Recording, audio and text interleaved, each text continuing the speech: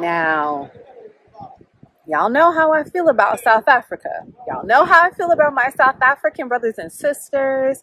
You hear me talk a lot about Tanzania, obviously, because I've been living in Tanzania for the last 2 years. My time in Kenya was different. And in this video, it's going to be a little controversial because, quite frankly, Nairobi has three verticals, three specific points about it that make it a contender for the capital of Africa. Is Nairobi the capital of Africa? Now, obviously, it's not. Geographically, there is no such thing as the capital of Africa, but Nairobi, though. Nairobi has some major developmental aspects, economical advantages that seemingly so far no other country has. And y'all know how I feel about South Africa, right? So don't come for me because I love South Africa and I look forward to spending more time in Kenya. But specifically in this video, I'm going to talk about why Nairobi is known around the world as the capital of Africa. So welcome to the channel. My name is Ashley. On my channel, Ashley in Africa, I talk about my experience living, moving, and doing business here on the continent. I've been living in Tanzania for 2 years, preparing to move my family to South Africa, and I share my experience of love, motherhood, and entrepreneurship. I'm also the creator of Africa Investors Academy, a community of entrepreneurs, aspiring entrepreneurs, and investors that are building businesses, expanding businesses, and investing in businesses and projects here on the continent of Africa. So if that sounds interesting to you, like this video, subscribe to the channel, and enjoy it. Share it with someone else who could find value in it. So I just got back from Kenya. I went to Nairobi, Mombasa, and Diani. It was a quick trip. And as you can see, I'm doing something a little different. I am outside at a resort. My kids are swimming. So, I'm bikini bathing suit out. So good thing this is all kind of, modestly covered. So you may hear some wind. It's windy. The camera's shaking.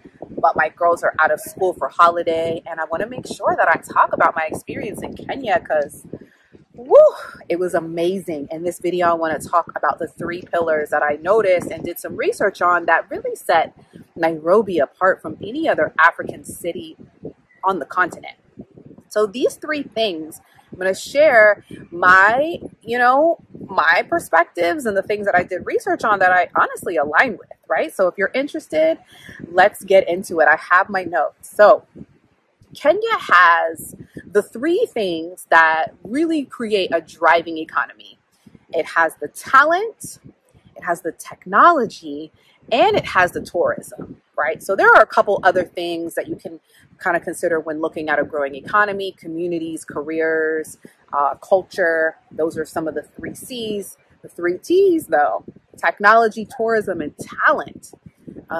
And while I do believe that there are other countries, other cities on the continent that have these aspects, the way in which Nairobi, Kenya has really pushed these forward in its economic development are what set it aside from several of the other countries on the continent of Africa.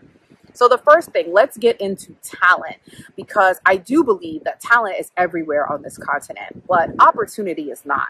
And so the way in which Kenya, Nairobi specifically, has enriched its talent and created an infrastructure around it are in these 5 major areas, right? So number 1, growing industry, right? There are growing industries around manufacturing, logistics, obviously technology. The startup community is huge.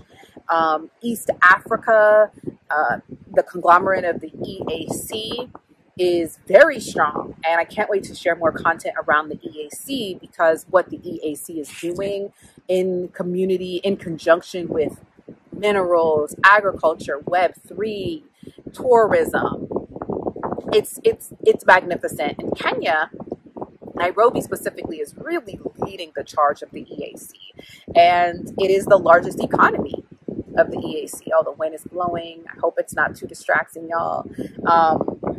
And also, it's the largest economy in the EAC, but the 7th largest economy on the continent based on GDP, right? So I heard about iHub, which is one of the most popular and largest incubators.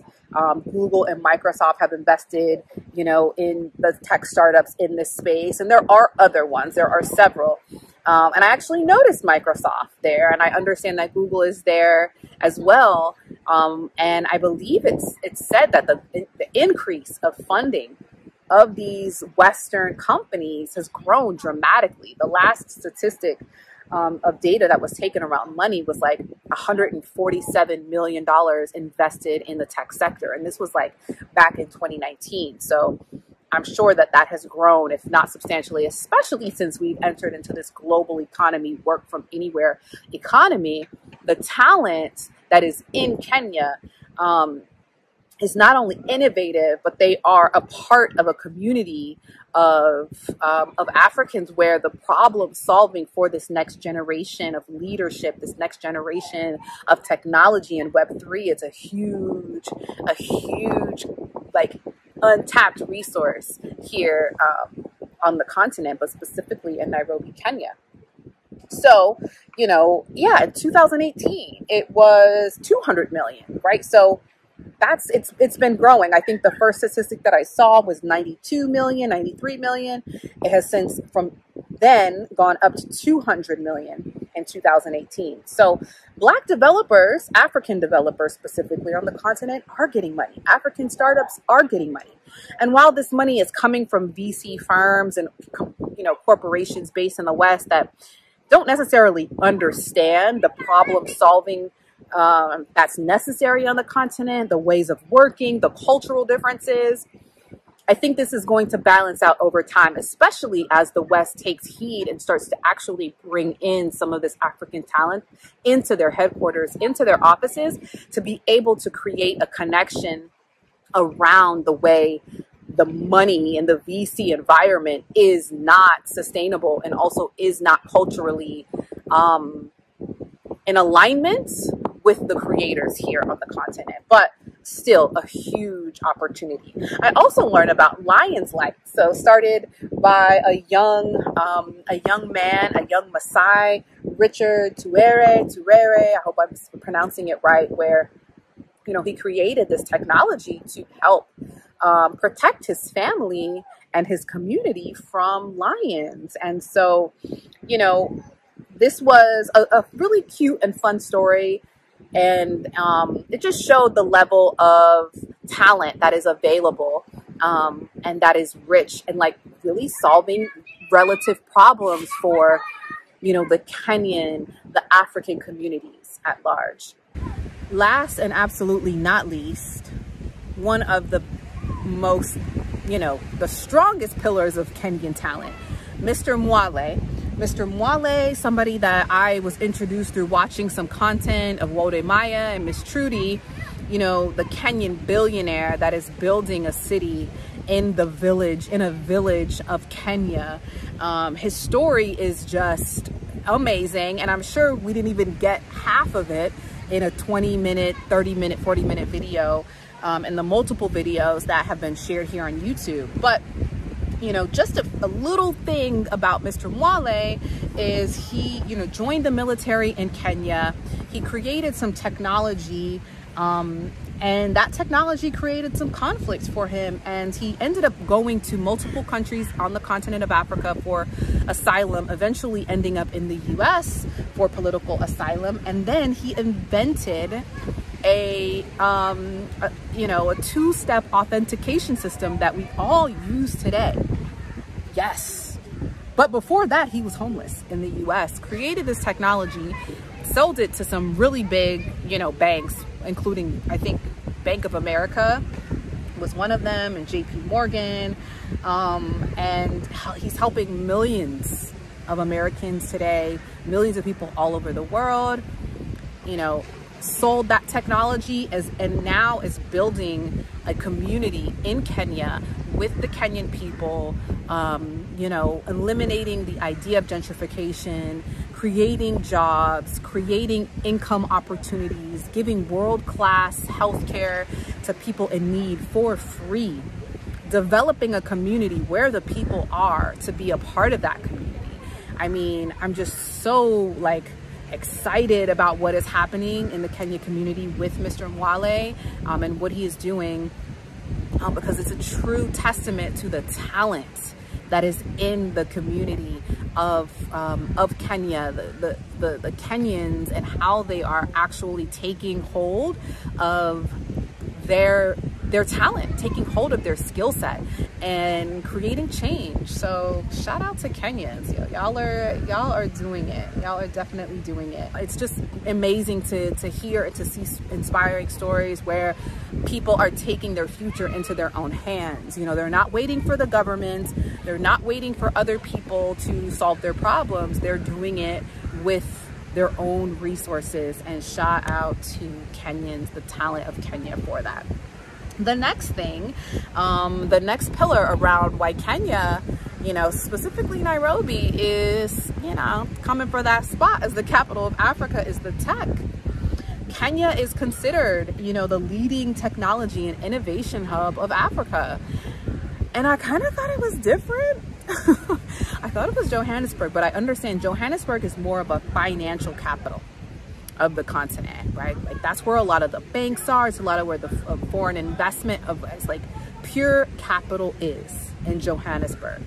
But Kenya, specifically Nairobi, is where the leading technology and innovation around technology is happening. So two separate things, right? But Kenya takes that spot around leading innovation and technology.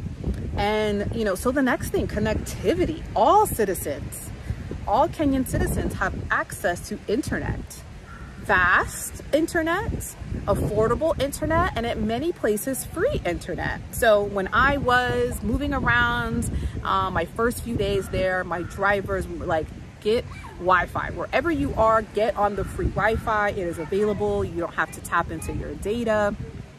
Get the Wi-Fi.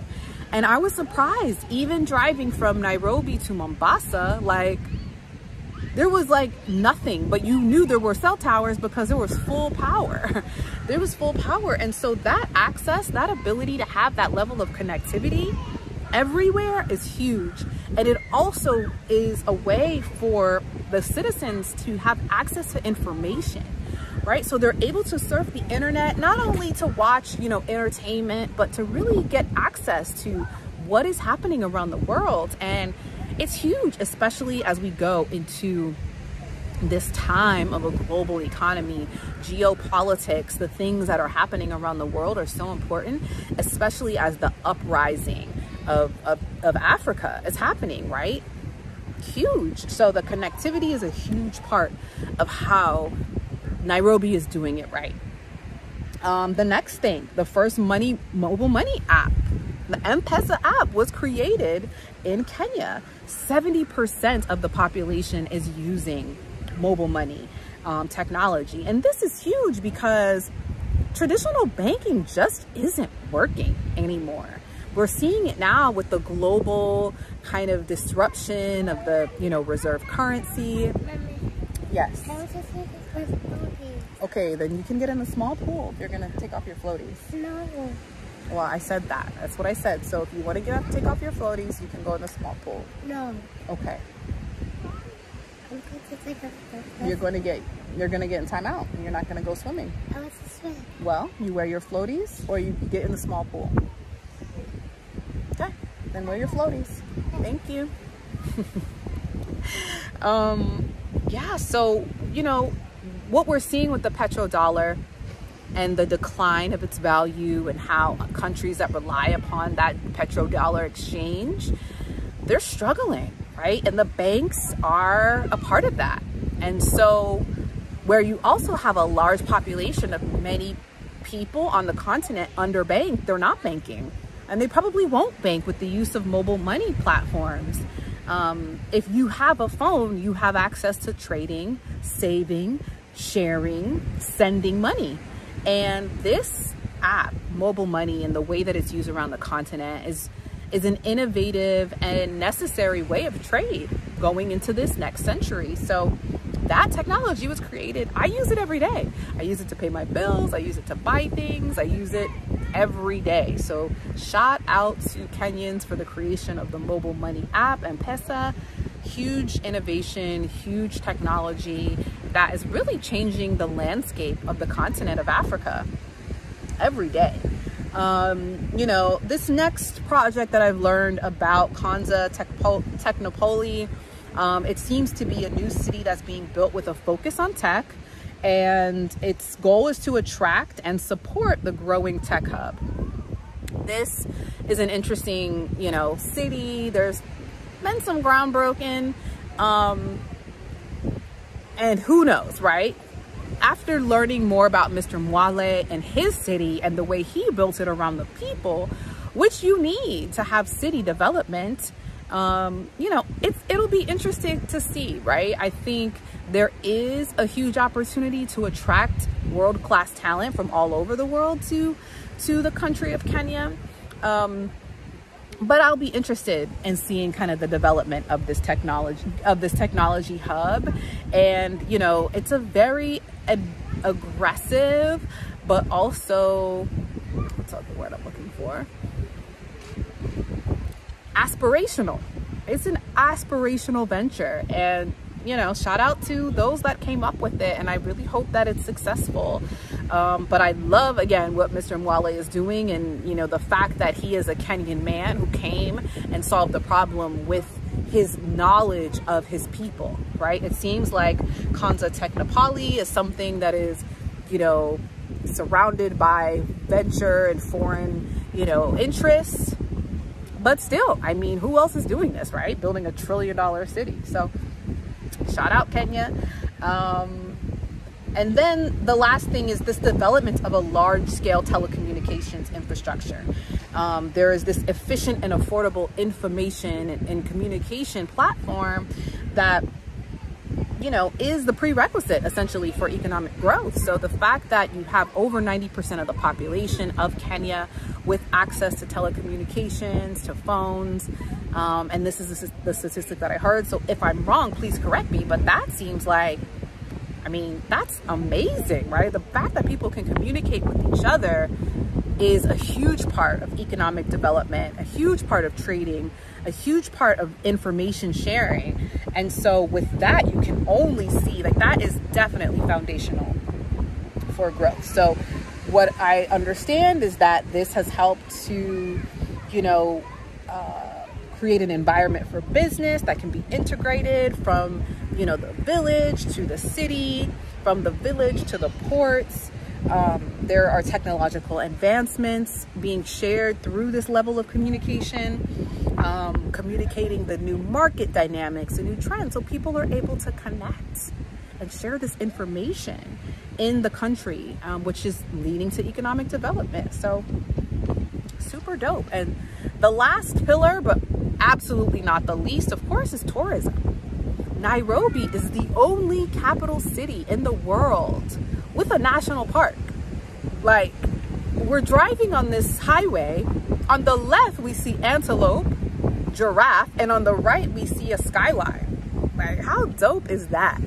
You know, 5-star resorts, 5-star restaurants through Nairobi and Mombasa and Diani and Matatu, Kilifi, and the sector is growing. So tourism is huge in the country of Kenya, but Nairobi specifically is a world-class destination for tourism. You can have all of these experiences in the city of Nairobi.